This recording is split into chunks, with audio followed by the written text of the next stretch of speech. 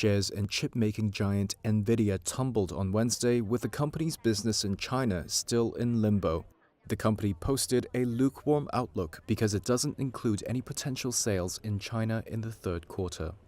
It was still a huge number at a forecast of $54 billion, above analyst expectations of $53 billion.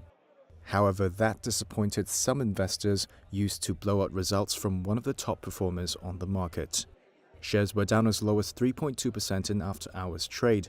That clipped about $110 billion from its market cap, an amount greater than the entire value of its rival, Intel. CEO Jensen Huang said he expects to restart selling to China after striking a deal with U.S. President Donald Trump. The U.S. government is set to take a slice of Nvidia's chip sales to China. However, formal rules are not yet in place, and it's unclear whether Chinese regulators will discourage purchases of Nvidia chips.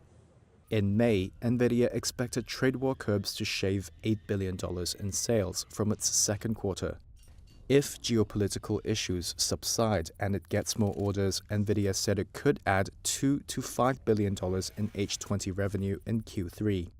Brian Colello, equity strategist for Morningstar, says there's more to consider for Nvidia's long-term outlook. We were impressed with some of the discussion about what they're seeing over the next few years. They're calling for $3 to $4 trillion of data center infrastructure spend over the next 5 years.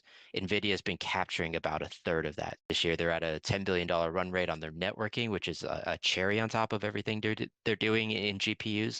That layer and that ability of Nvidia to expand into networking, in addition to its GPU dominance, it has been really impressive in our eyes. So there's a lot still to like with Nvidia, even if there's some turmoil with China. Big tech names Meta and Microsoft have been spending liberally to support their AI ambitions. Nvidia is the biggest beneficiary, with a significant chunk of this spending funneled towards its chips. Governments as well have been key customers. Nvidia says sovereign AI efforts, a push to sell AI chips and software to governments around the world, are on track to generate $20 billion in revenue this year.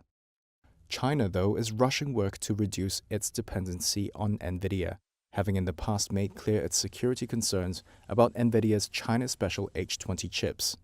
According to the Financial Times Wednesday, Beijing aims to triple AI chip output in 2026, with Huawei aiming to start production by the end of this year at a plant dedicated to making AI chips, and 2 more such facilities set to launch next year.